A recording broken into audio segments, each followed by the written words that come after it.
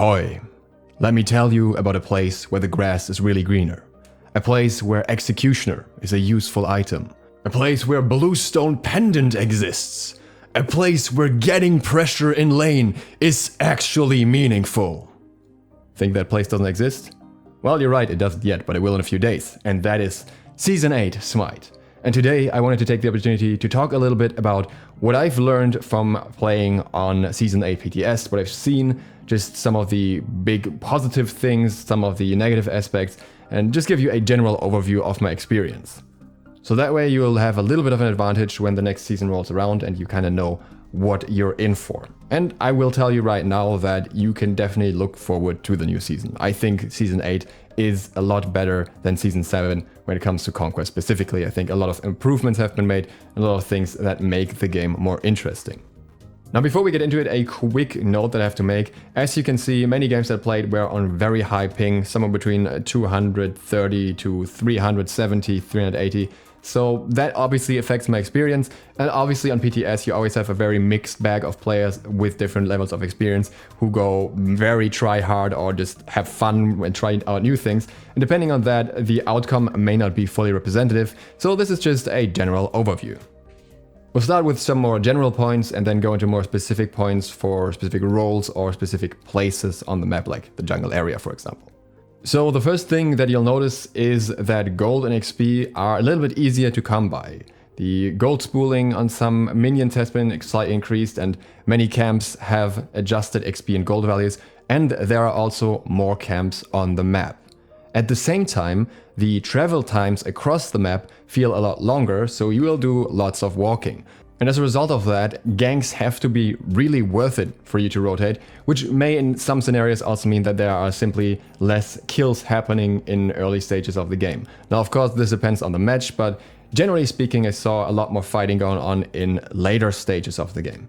This is also because the game feels a little bit more like a race to level 20 due to the new starter items. Starter items come with upgrades that you can typically get at level 20 with the exception of support. So often this will give characters a very big power spike, and that's often when the playstyle shifts more from farming to fighting. I think this is not bad though, there are most certainly early aggression option as well, and we'll get to the ganking part a little bit later anyways. On the public test server, a lot of people were a little bit lost on the new objectives that are on the map. This is something that I expect to be the case on live client as well. For example, there are these new Scorpion camps that give you amplifications to your buff camps. And these buff camp amplifications are, depending on who you are, very, very valuable.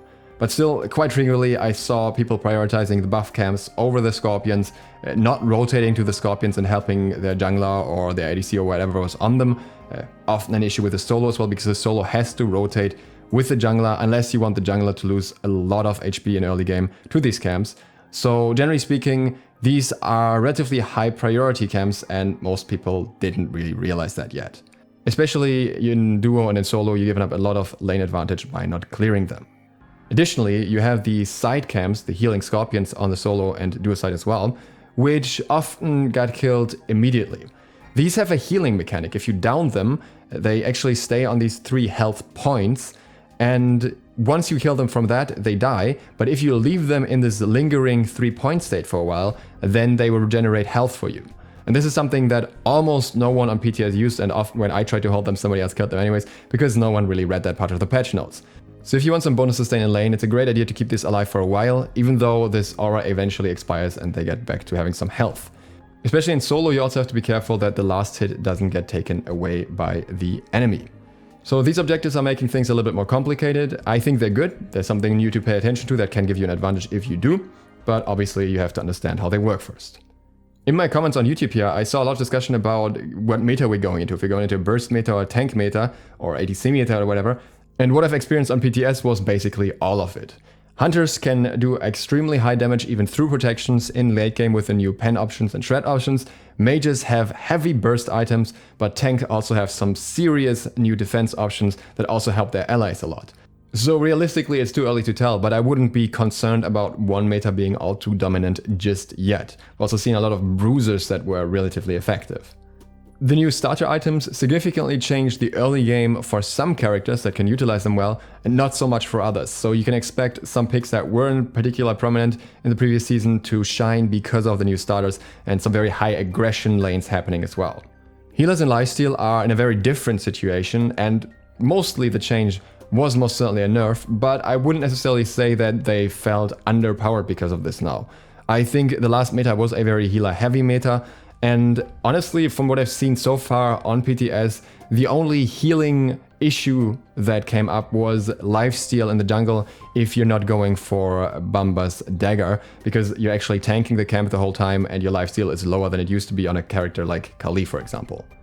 In solo, I don't expect all too much to change in that regard because you're constantly fighting the enemy god anyways.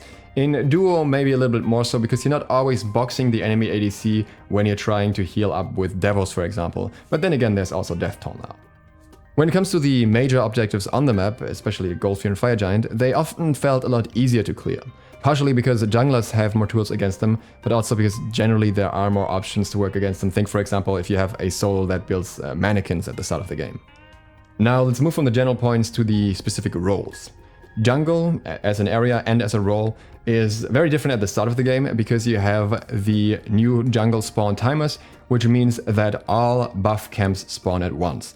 That means that every role starts differently from before, I would say, since there are so many more opportunities to get buffs right at the start and get extra XP before you're even getting to the wave. The walls in jungle are higher, and this affects a lot of gods. This affects, for example, Thanatos and Thor, who are much harder to see from the sky, or Ratatosk as well, but it also affects gods like Jormungandr and Cthulhu, who can often hide better in certain areas than they used to before. This is something to pay close attention to, and I think this will actually affect the meta not completely insignificantly. Jungle rotation cycles are currently a little bit awkward because there are more harpy camps on the map with relatively quick spawn timers, and you kind of want to rotate there to clear them, but at the same time the buffs are not up yet, so you're kind of just rotating around for harpy sometimes, which feels a little bit weird. I'm sure there will be more optimized pathing in that regard in the future. Rotations from base to the jungle feel quicker because you get a movement speed boost coming out of base, and there are additional gates to get into the jungle now, so even though the map is bigger, I would say it's often more rewarding to back in between now and then just get that speed boost from base and go back into the jungle from there. The movement speed through the jungle, however, was effectively nerfed, and this is because Assassin's Blessing no longer exists, and that came with some extra movement speed at a certain point, which you no longer get.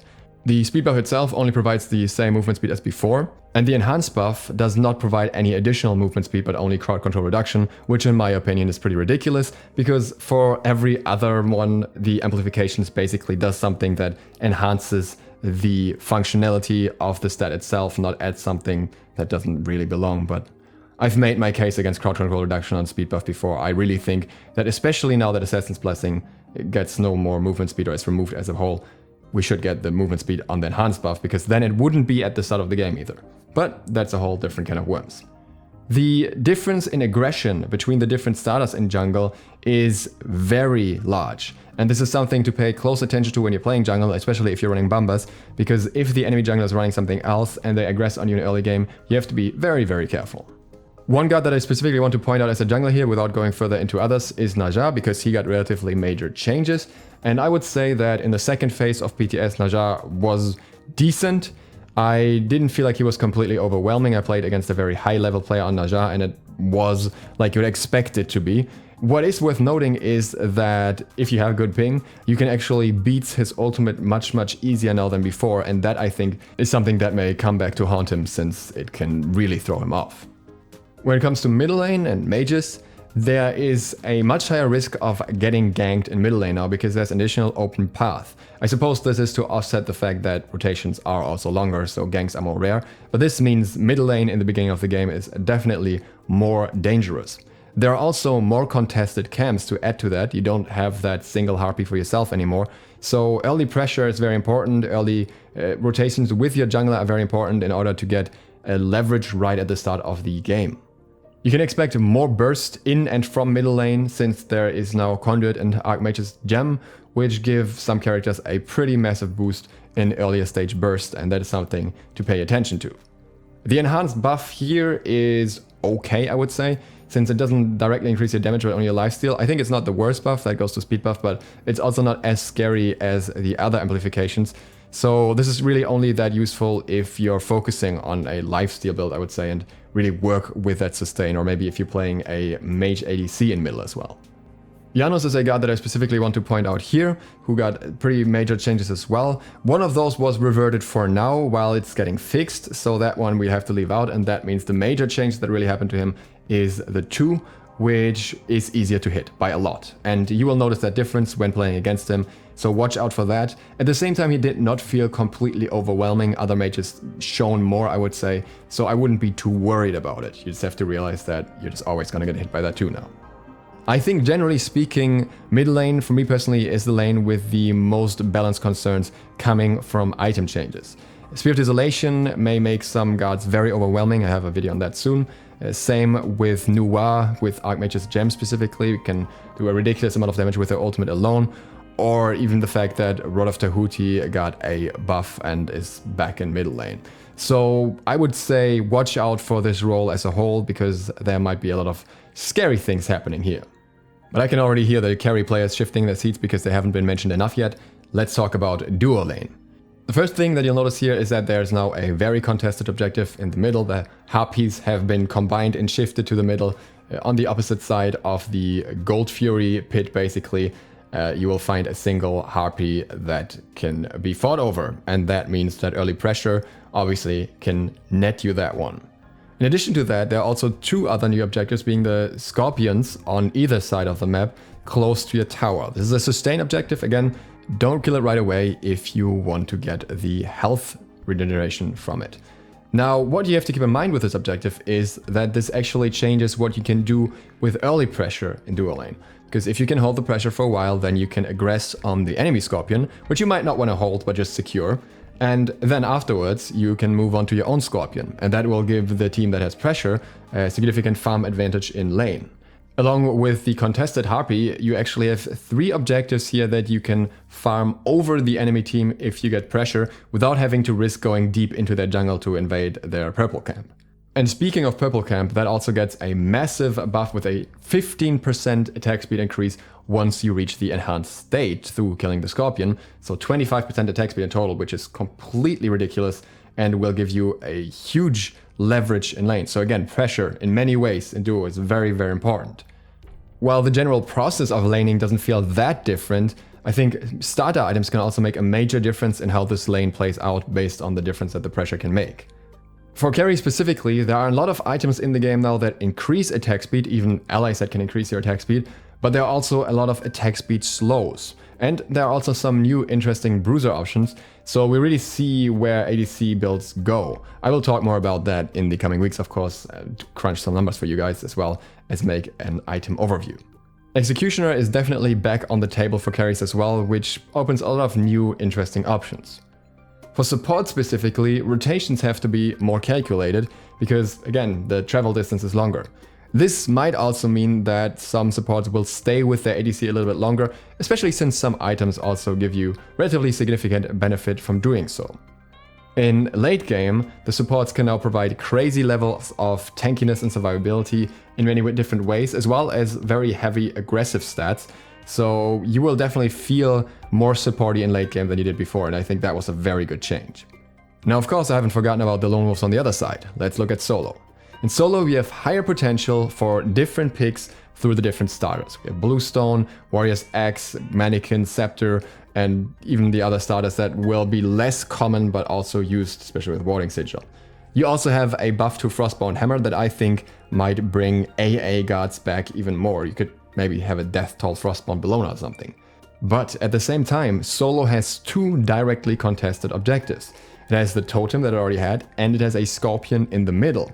So, in many ways, high pressure solos will be favored there, because they can secure those more effectively, even though you have to figure out how much of a benefit you can get out of that in late game. But if you're playing a defensive Guardian type solo laner, I think you have to sacrifice quite a lot of objectives for that, especially since you will also probably lose the jungle Scorpion that gives you the enhanced version of your buff. The enhanced version of your buff is extremely strong for some characters, since it comes with 20% cooldown reduction. It's not equally strong for everyone, of course, because AA characters won't benefit from it as much, but for some, and that's worth keeping in mind when you make your selection who you want to play as well. So as you can see, there's a lot to learn in Season 8, a lot of things that have changed and make the game more interesting, and also a lot of new timers to pay attention to if you want to get the biggest advantage possible. I think this is very refreshing, and I prefer the new art style of the map as well. The only thing that I'm missing is my beach, but other than that, I'm very happy with this. If you want to be even more prepared, in the next days I'll also make a Season 8 starting guide as well as a tier list, so you're all set for everything. As such, feel free to click the sub button and maybe the bell to stay tuned for that, and feel free to support me on Patreon as well. Other than that, I hope to see you for the next one soon. Duke Sloth, out.